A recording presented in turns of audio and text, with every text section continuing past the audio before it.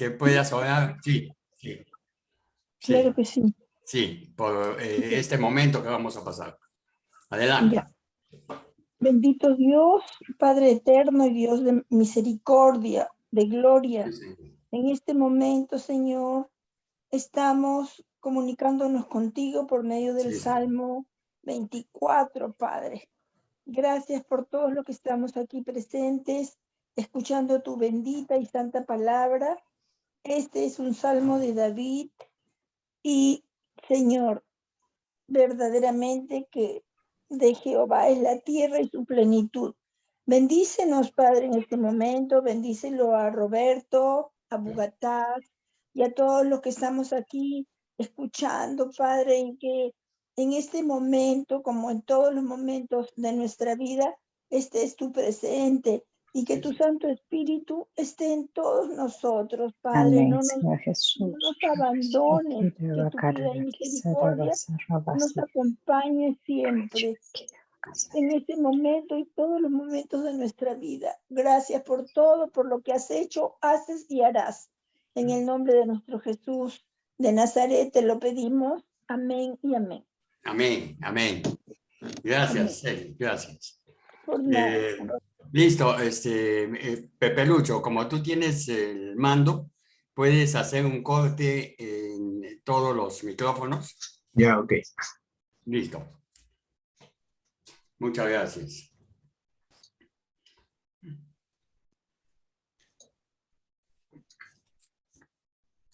Listo, entonces abrimos el Salmo 24 en nuestras Biblias y dice así la palabra de Dios, la declaración, el Dios grande y soberano.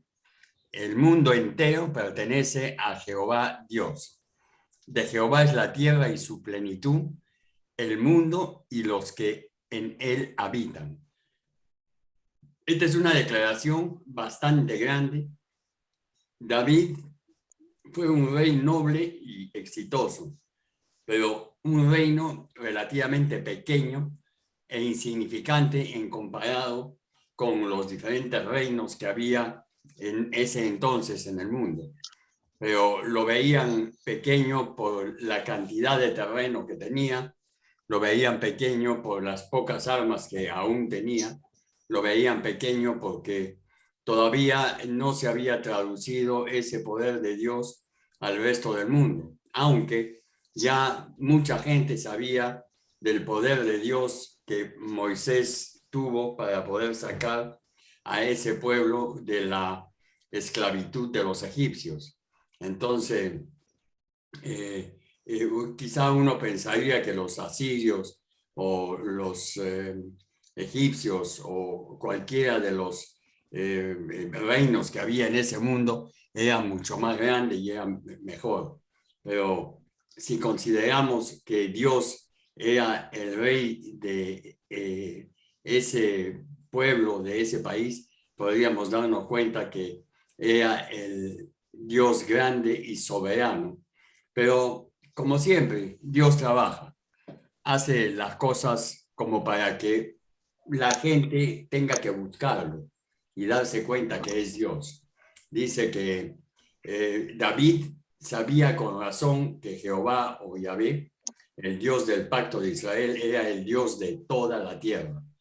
Y eso es lo que nosotros debemos tener en nuestra mente y en nuestro corazón, de que Jehová o Yahvé, como algunos le llaman, es el Dios de toda la tierra. De Jehová es la tierra y su plenitud, dice en el versículo número 1. Dice, no era suficiente que David dijera que toda la tierra pertenecía a Jehová, como lo dice en el 1a, y dice, y agregó que toda su plenitud también le pertenecía a él. Es difícil pensar en una declaración más amplia del señorío de Dios. Luego, plenitud. La plenitud de la tierra puede significar sus cosechas, puede significar su oro, puede significar el petróleo que ahora conocemos, puede significar en todos los sentidos el poder que tiene Dios, porque toda la riqueza de la tierra todo lo que hay en la tierra lo puso Él para ayudar al pueblo en general a que tenga todas las cosas necesarias. Pero Dios es el poseedor de todo ello. La tierra está llena de Dios. La hizo plena y la mantiene plena hasta hoy en día.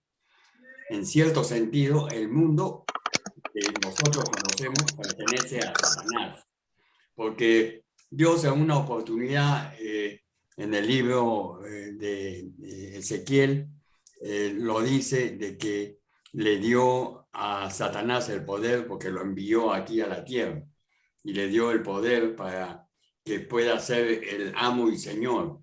Pero todo pertenece a él porque Dios le dio ese poder y esa capacidad de tener esto. Acuérdense cuando Jesús estaba en el desierto los 40 días,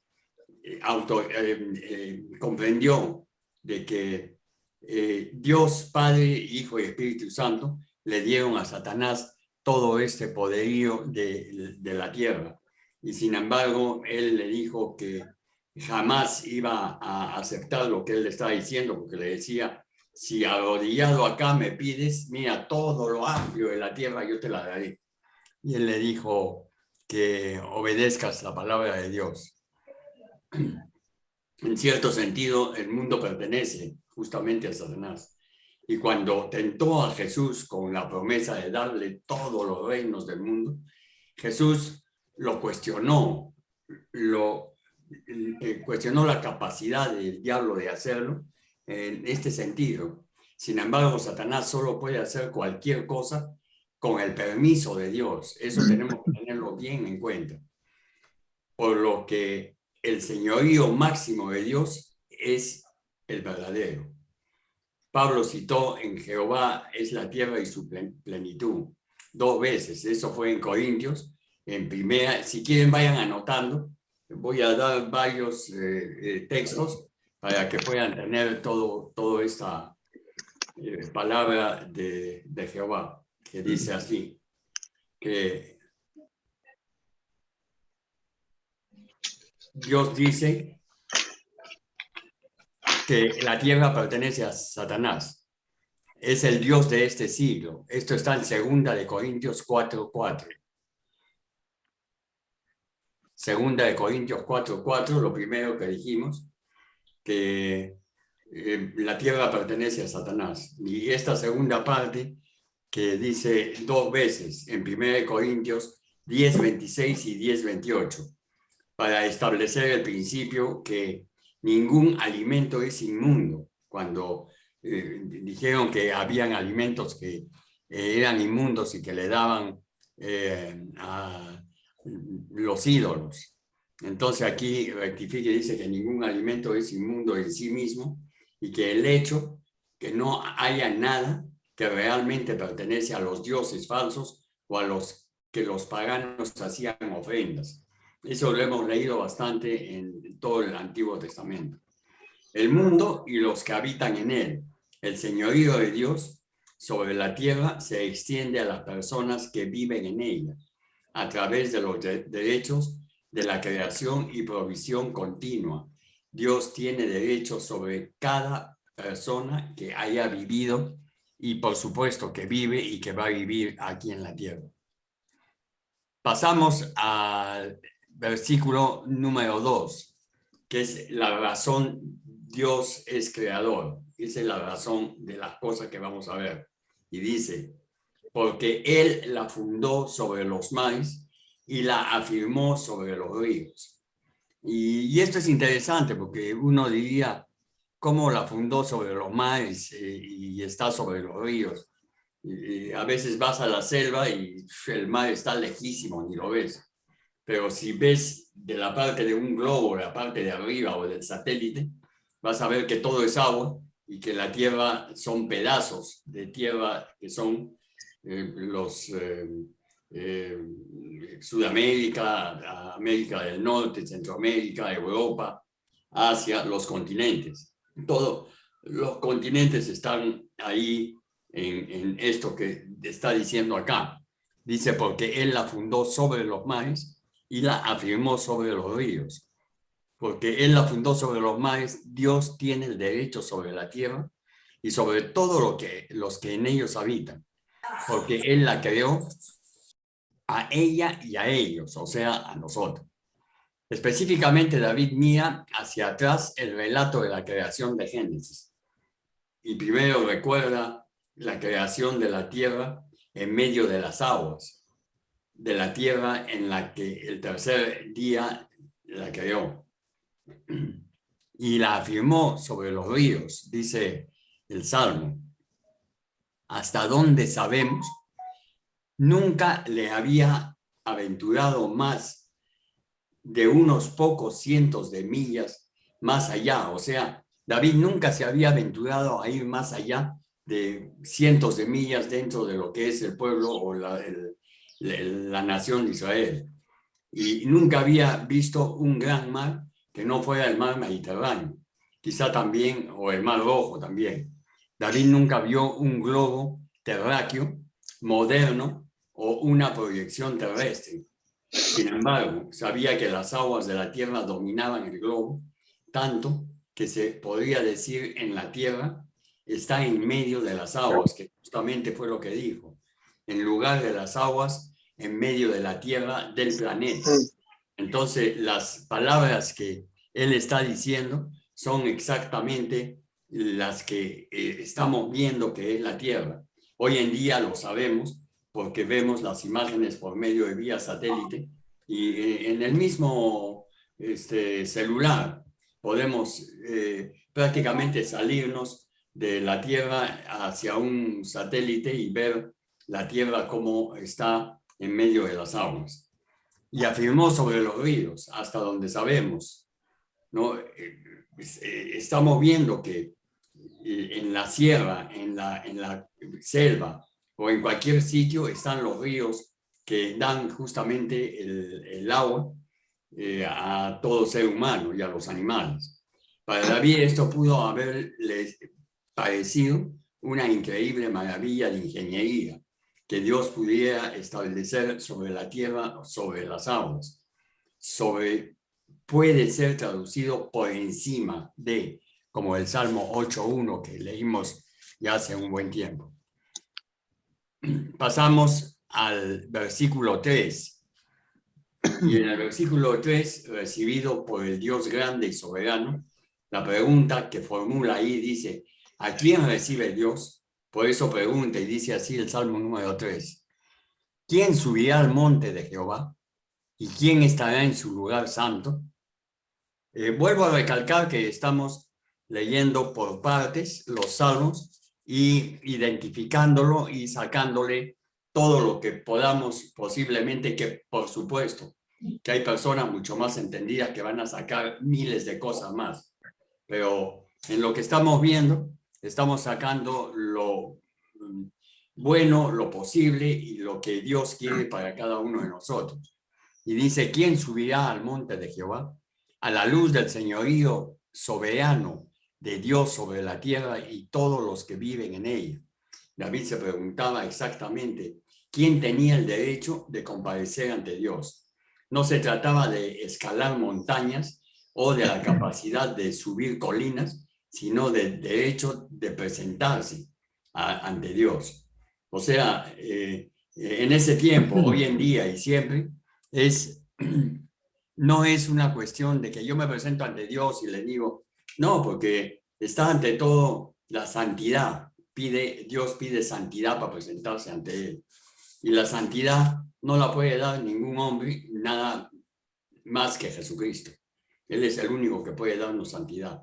Entonces, todo aquel que acepta a Jesucristo y quiere vivir en esa forma, Dios le da esa santidad para que pueda seguir esta vida. Y dice, ¿y quién estará en el lugar santo? David aclaró aquí su pregunta anterior. David preguntó, ¿quién tiene derecho a comparecer ante Dios en su santo templo, en el lugar santo? O sea, si vamos a comparar y a ver en comparación esto, ninguno de nosotros puede presentarse ante Dios y decir, yo tengo el derecho porque yo soy bueno. Si no tenemos el mérito de nuestro Señor Jesucristo, que Él es el que nos pone en el lugar bendito, en el lugar santo, entonces nosotros no podríamos tener nada porque de nuestra propia capacidad no tenemos esa posición de santidad, ni mucho menos de las otras cosas. Entonces, esta es una pregunta que antes solía preocupar a la humanidad, mucho más que en nuestros días. Hubo un tiempo en que los hombres y las mujeres se preguntaban genuinamente qué se requería de ellos para reconciliarse con Dios. Hoy en día parece que la pregunta más frecuente es algo así como, ¿cómo puedo ser feliz? Y esa pregunta es constante, la estamos viendo, inclusive hay muchos cursos de cómo conseguir la felicidad. ¿Y qué es la felicidad? Y todas estas cositas que a veces nos llenan de cuestionamientos bastante difíciles que no podríamos nosotros justamente decir, ¿no? La felicidad personal es importante, eso lo sabemos, pero no es más importante que tener la relación correcta con nuestro creador y proveedor. Esto es interesante saber. Lo ideal, y que de ahí yo creo que está la felicidad, es el hecho de estar bien con Dios. El estar bien con Dios es el estar bien con nuestro Señor Jesucristo. Y Él te da esa capacidad y esa tranquilidad, a pesar que haya terremotos, a pesar que hayan gobiernos malos, a pesar que hayan problemáticas tan grandes en las cuales nuestra mente no podría estar tranquila. Por eso Jesús dijo algo muy interesante. Yo te doy la paz, esa paz que sobrepasa todo entendimiento humano. Y eso es lo lindo. ¿Cómo puedes tener esa paz si hay terremoto? ¿Cómo puedes tener esa paz si de repente ahorita nos quitan la libertad? ¿Cómo puedes tener esa paz si, qué sé yo, ahorita te quitan tu casa, que ahorita... Y todas esas cosas. Damos gracias a Dios que a pesar de los movimientos que nosotros podemos hacer aquí en la tierra, siempre tenemos esa paz y esa tranquilidad que no es aquí, el reino eterno. Gracias a Dios que es en otro lado y que quizá vamos a vivir 1000 años aquí en la tierra y eso lo habíamos visto en Apocalipsis hace algún tiempo, pero lo importante es que Dios te lo mete internamente en la mente, en el corazón, y aunque uno no crea, te queda metido adentro ese hecho de que tú estás con Dios y Dios te va a llevar a los sitios interesantes de los cuales hemos estado hablando. Vamos a pasar al 4, al versículo 4. La respuesta a la pregunta, el carácter moral de aquel a quien Dios recibe. Y esto lo puedo hablar claramente porque creo que todos los que estamos presentes hemos recibido a Jesucristo como nuestro Dios, como nuestro Señor, como nuestro Salvador. Y acá, ¿qué es lo que dice el versículo 4? El limpio de manos y puro de corazón, el que no ha elevado su alma a cosas vanas, ni jurado con engaño. O sea, si nosotros reunimos todos los mandamientos, que como ya les dije son como 524 o algo así, o sea, no son los 10 que hemos visto, sino esos se traducen en artículos, en versículos, en diferentes posiciones, pero acá lo está diciendo más claro. Dice que esto habla, el limpio de manos y puro corazón, ¿y cómo lo traducimos? No, se traduce como que la acción del hombre y la mujer tiene que ser pura, tanto en sus acciones, o sea, en los hechos, como en las manos, en las intenciones, como también en el corazón. Esto es lo que puede subir al monte de Dios y estar en su lugar santo. O sea, todo esto se traduce, no solo queda en intenciones, sino en el hecho de hacer las cosas. David ya estableció que Dios gobernaba la tierra y ahora declaró que Dios gobierna la tierra sobre la base moral. le interesa el comportamiento moral de la humanidad. Y esto es lo que prácticamente nosotros en el transcurso del tiempo, de los años, hemos ido viendo que la humanidad ha hecho a un lado esta cuestión moral. Y la vemos, ha hecho a un lado esta cuestión moral en las diferentes actuaciones del ser humano, ¿no? En cada instante vemos que el ser humano no quiere reconocer esta parte de Dios, en la cual habla mucho nuestro Señor Jesucristo, y ahí vamos a llegar después. Pero hablando de las manos limpias, no sería suficiente a menos que estuvieran conectadas a un corazón puro. La verdadera religión es justamente obra del corazón y no son las leyes que están dibujadas en un papel, ¿no? Y que tienes que cumplir esto. No, es lo que está en la obra del corazón. El que no ha elevado su alma a cosas vanas. O sea, el limpio de mano puro de corazón. El que no ha elevado su alma a cosas vanas ni jurado por engaño. ¿No? Ese es el número 4 que estamos viendo. Entonces, el hecho de decir subir al monte de Dios, o sea, subir al cielo, es justamente esta parte de tener la conciencia limpia, en el sentido de que no tengas alterado dentro tuyo algún problema. El que no ha elevado su alma a cosas vanas, el que es aceptado por Dios también rechaza la idolatría en sus acciones, pero especialmente en su alma.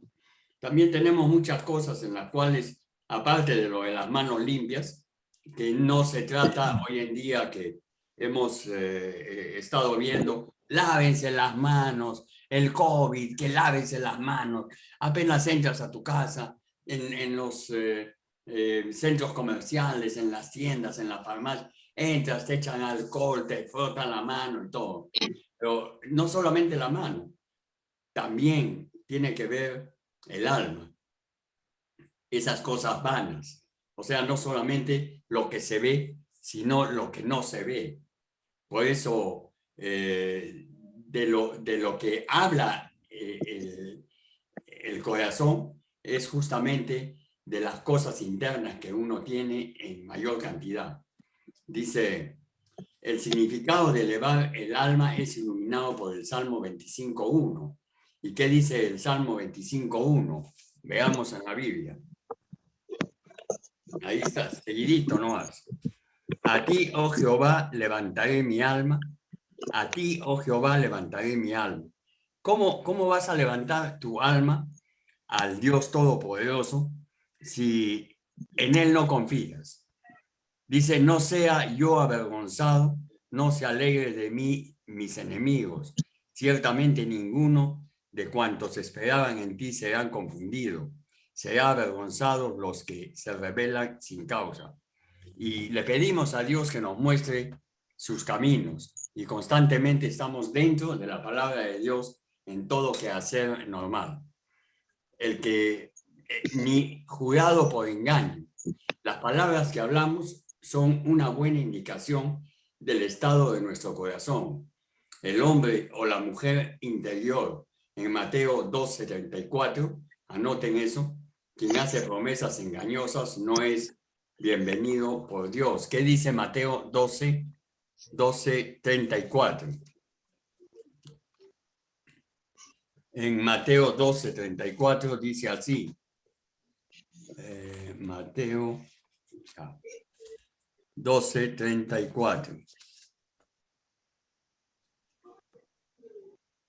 Y dice, generación de víboras, ¿cómo podéis hablar lo bueno siendo malos?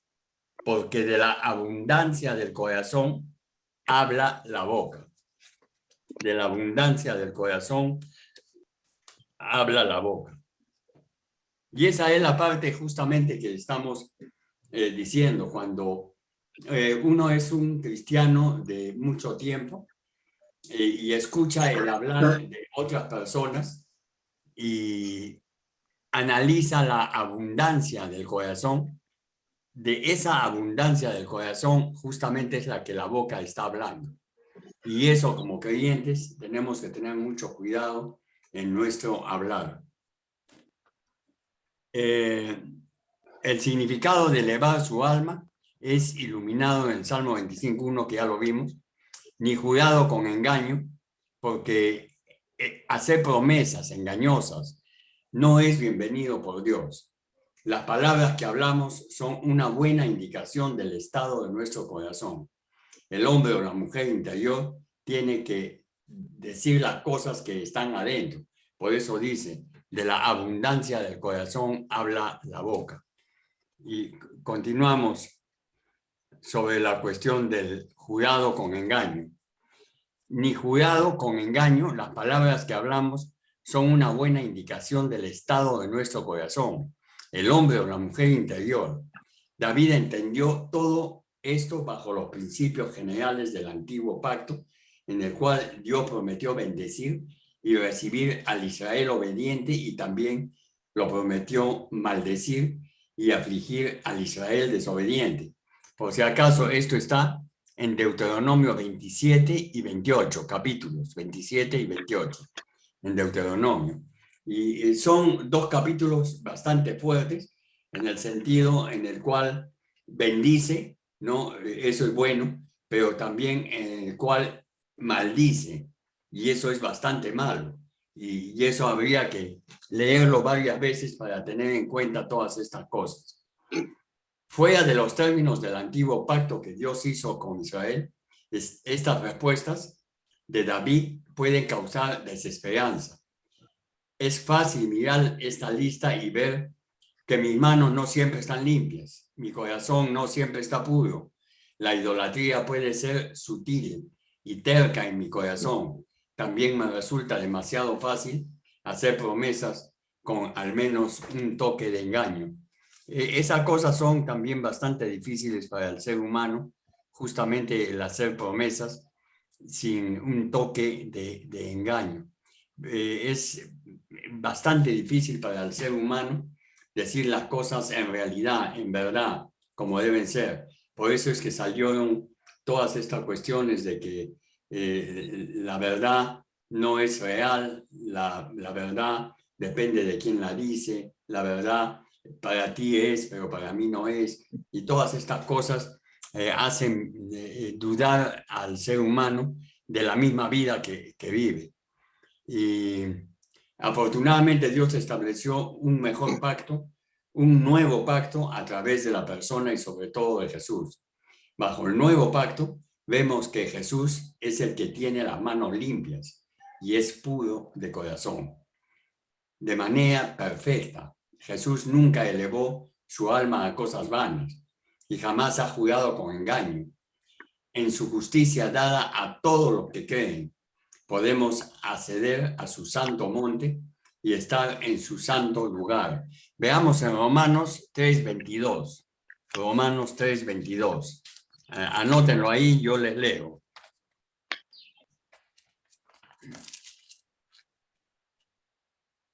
Romanos 3:22 dice así.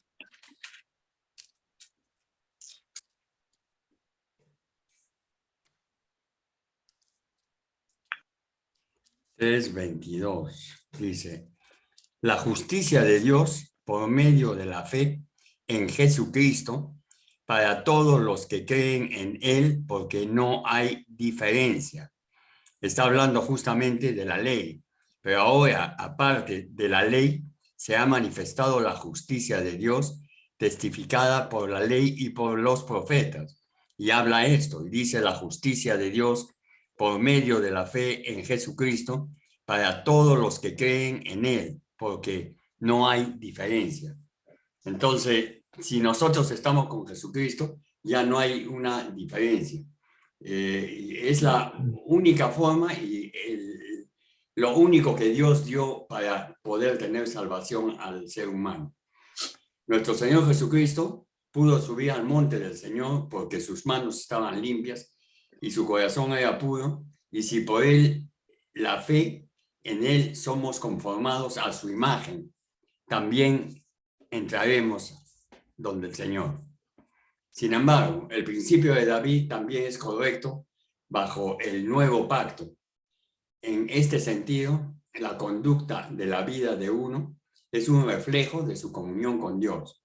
Como escribió Juan, si decimos que tenemos comunión con Él y andamos en tinieblas, mentimos y no tenemos comunión con Él y andamos en tinieblas.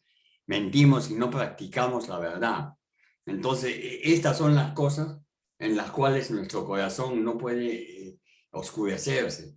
Nuestra alma tiene que estar limpia en todo momento y cuando hablamos las cosas, tienen que ser las cosas claras y verdaderas. Ahora viene un problema en el cual está hablando justamente esto David. Entonces la gente dirá, bueno, con David no había Jesucristo, entonces ¿cómo es que está hablando estas cosas?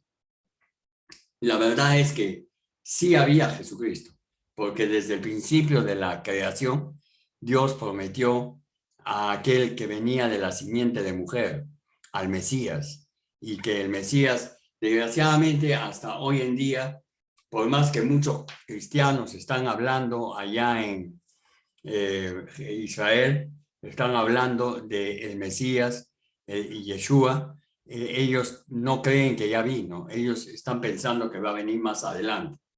Entonces, creen que esta salvación de la palabra de Dios se ratifica solamente en el comportarse bien, pero no entienden, o sea, en sus leyes.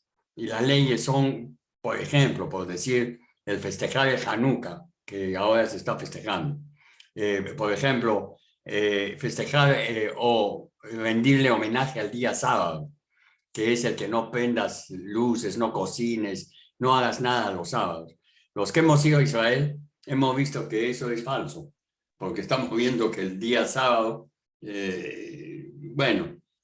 hay discotecas,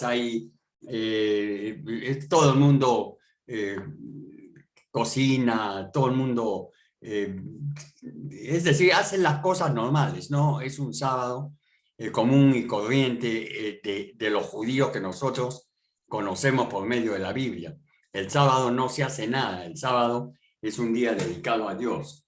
Que nosotros los cristianos lo hacemos justamente el día domingo, pero no es que no prendamos fuego, que no hagamos un trabajo pequeño en el sentido de, no de trabajo de laborar de manos o para poder trabajar. Hacemos nuestras obligaciones naturales, normales, pero tratamos de alabar a Dios, de adorar a Dios en este día, en cada día domingo. Y seguimos. Sin embargo, el principio de David también es correcto bajo el nuevo pacto. En este sentido, la conducta de la vida de uno de un reflejo de su comunión con Dios. Como escribió Juan, decimos que tenemos comunión con Él y andamos en tinieblas. Y podríamos decir que bajo el pacto antiguo, el pacto de caminar recto era la condición previa para la comunión con Dios. Bajo el nuevo pacto, un caminar recto es el resultado de la comunión con Dios. Pasamos al versículo 5, dice la promesa de bendición al justo. Dios promete bendición al justo. Dice así el 5, Él recibirá bendición de Jehová y justicia del Dios de salvación. Dice, Él recibirá bendición de Jehová. Dios conoce y se interesa en el comportamiento moral de hombres y mujeres, recompensa a quienes le honran con sus vidas. Estas bendiciones puede entenderse a veces en recompensa que Dios conceda a los obedientes. Otras veces puede entenderse como el resultado natural de vivir de acuerdo con el sabio orden de Dios. Es muy observable aquí que el carácter de un adorador correcto y aceptable de Dios no se toma de su nacionalidad y relación con Abraham, o de todos estos costosos y laboriosos ritos y ceremonias de la ley, en los que la generalidad de los israelitas se complacían, sino en deberes morales y espirituales que la mayoría de ellos descuidaron gravemente. O sea, en aquellos tiempos eran justamente como hijos de Abraham, ya el Señor había dado diferentes leyes y ellos tenían que observar y hacer las leyes exactamente iguales. Dice que hoy en día ha cambiado bastante, pero lo que no cambia es justamente la parte espiritual, los mismos deberes morales. Justamente lo que había hablado antes, la cuestión del encendido de la vela en los días ahora de Hanukkah, que es el festejo de la salida de la esclavitud de Egipto, y todas estas cosas que eran más leyes en las cuales estaban acreditando todas estas cosas que habían sucedido. Y justicia del Dios de salvación. David aquí habló en el idioma del antiguo pacto, donde la posición correcta con Dios podía asumirse en la vida de los obedientes. Al mismo tiempo, David escribió sobre la justicia recibida que provenía de Dios de salvación. Podríamos decir que la vida, obediente, de la que se habla en el Salmo 24:4, es el producto de la justicia recibida, obtenida por fe, la justicia del Dios de salvación. Justamente eso es lo que estamos viendo ahora. Bajo el antiguo pacto, esa fe a menudo se expresaba por la confianza en la obra del sacrificio, esperando el sacrificio supremo y prometido, perfecto y prometido por Dios y cumplido en la obra de Jesús en la cruz. Entonces, este es el punto clave de todo este salmo.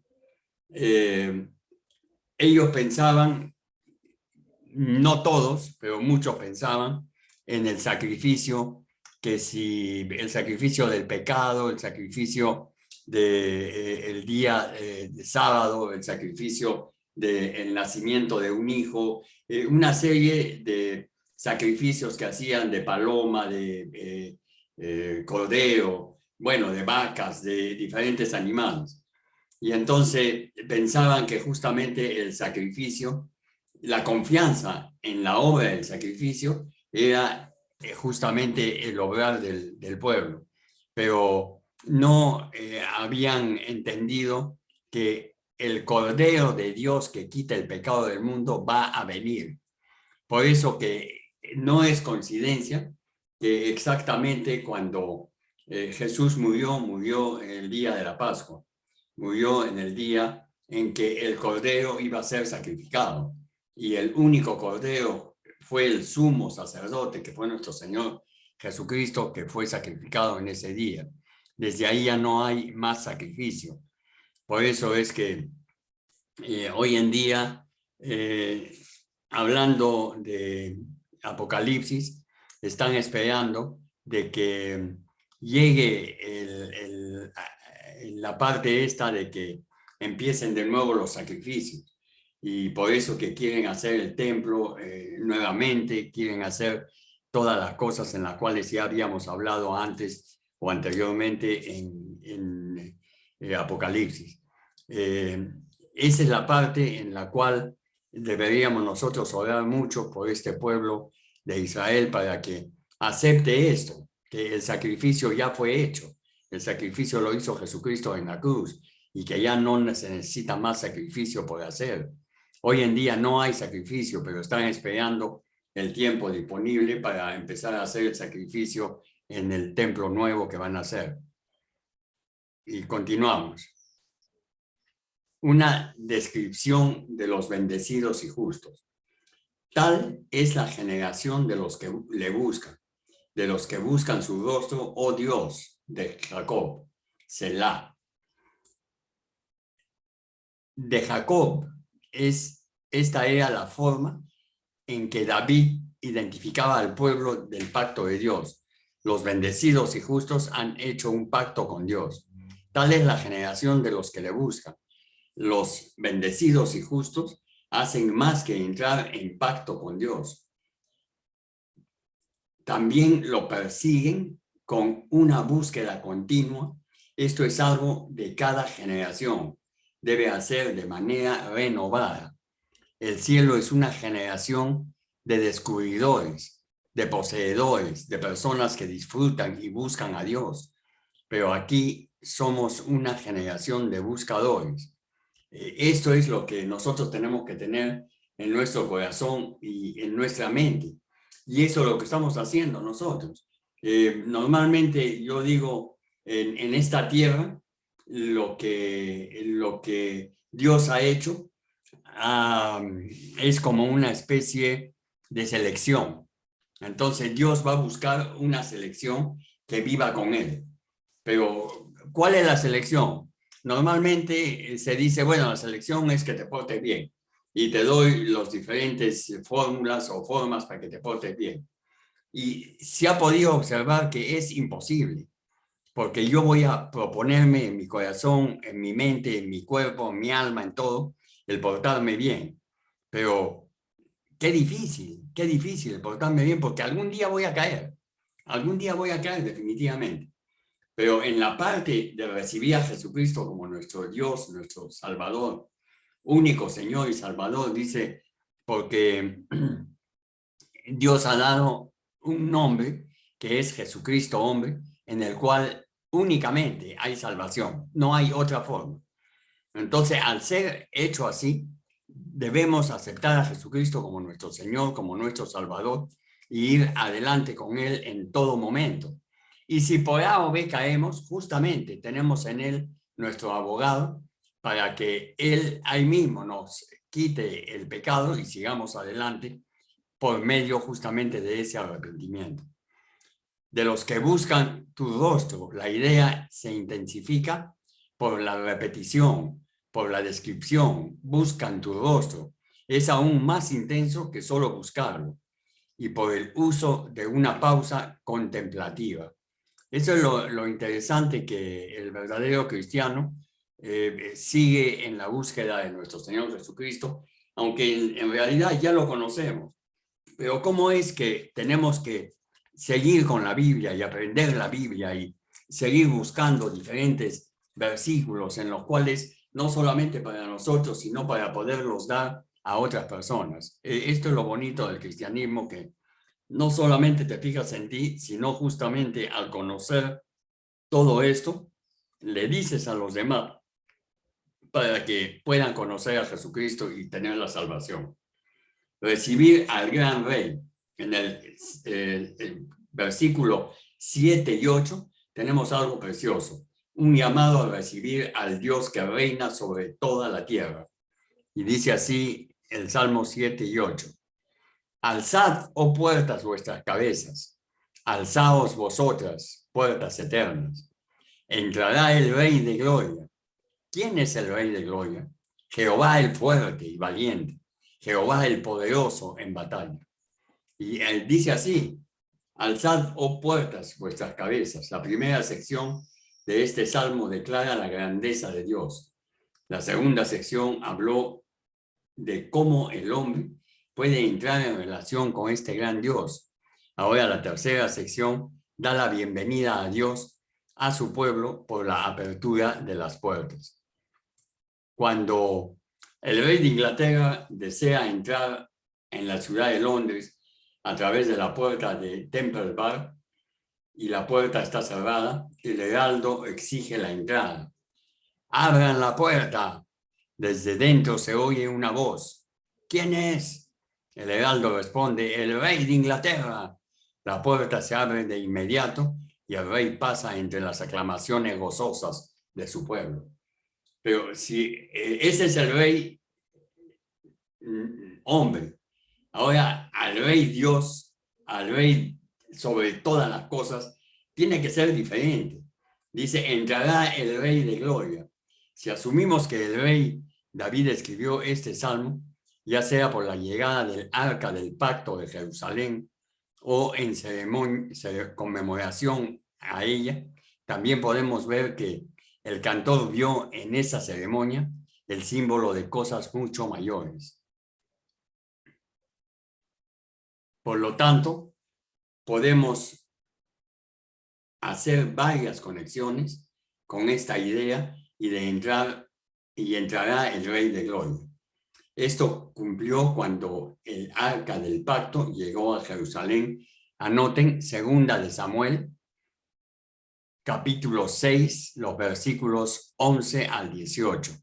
2 de Samuel, capítulo 6, versículos 11 al 18. Esto se cumplió cuando Jesús ascendió, entró en el cielo en Hechos 1, 9 y 10. Y veamos, Hechos 1, 9 y 10. Hechos 1, 9 y 10.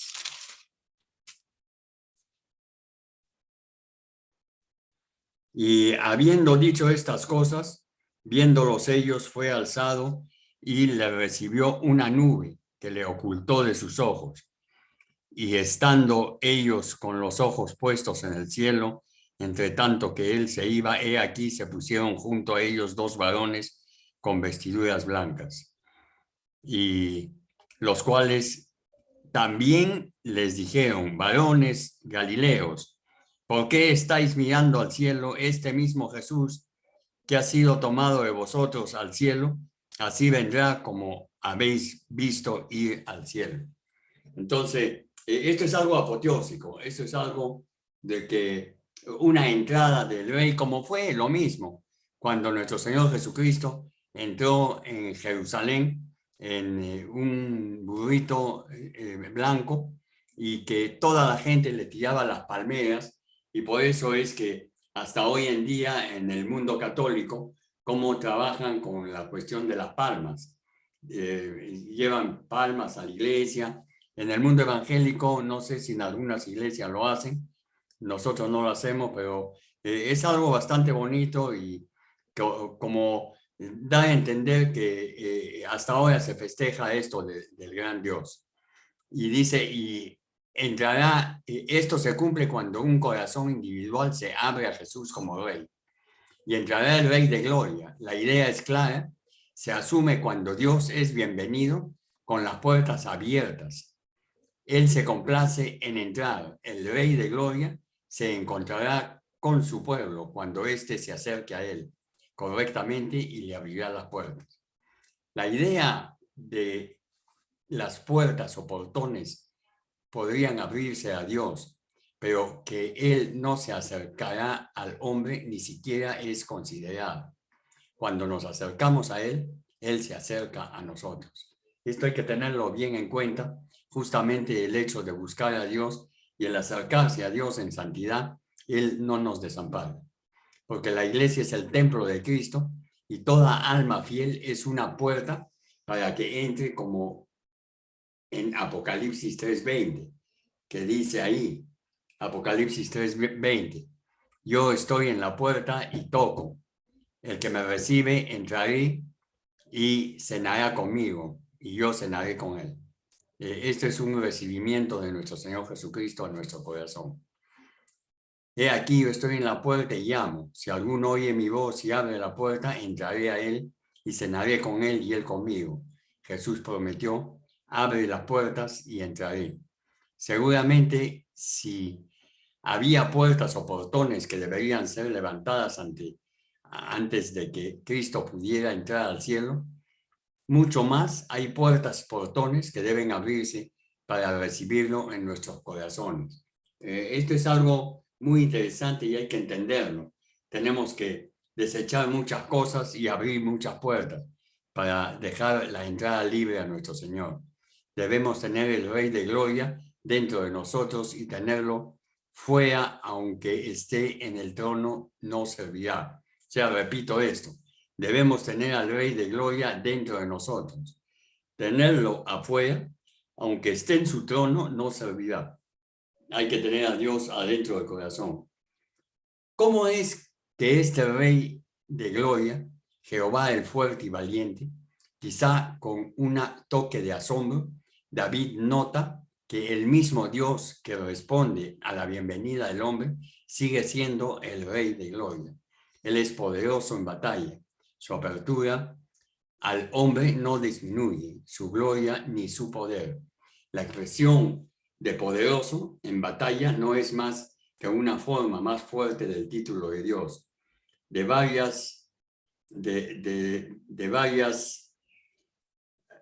La forma más fuerte del título de Dios de varón de guerra, escuchado por primera vez en el cántico de victoria en el Mar Rojo, que lo cantó el mismo Moisés con su hermana María.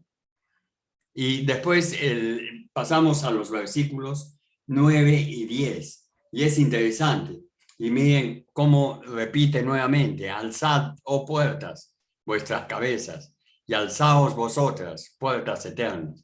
Y entrará el Rey de Gloria. ¿Quién es el Rey de Gloria? Pregunta. Jehová de los ejércitos. Él es el Rey de Gloria, Selah. Entonces, nuevamente, comunica esto como en los versículos 7 y 8. Alzad puertas vuestras cabezas y alzaos vosotras puertas eternas. Y entrará el Rey de Gloria. ¿Quién es el Rey de Gloria? Jehová el fuerte y valiente. Jehová el poderoso en batalla. Esto no es coincidencia que lo repita, sino que es algo real. Cuando en la Biblia se repite algo, es algo que debe quedar muy profundamente en nuestra mente y en nuestro corazón, porque es algo que va a suceder y es interesante que nosotros entendamos y comprendamos esto. Alzad, oh puertas, vuestras cabezas, y alzaos vosotras puertas eternas, y entrará el Rey de Gloria. Eso es lo que cada uno de nosotros debería hacer para que el Rey de Gloria entre en nuestro corazón. Lo dejamos ahí y pasamos a preguntas, respuestas y algunas opiniones que puedan dar. Adelante, cada uno que quiera hablar puede abrir su micrófono y preguntar o responder. Gracias, Lucho. Gracias, Pepe.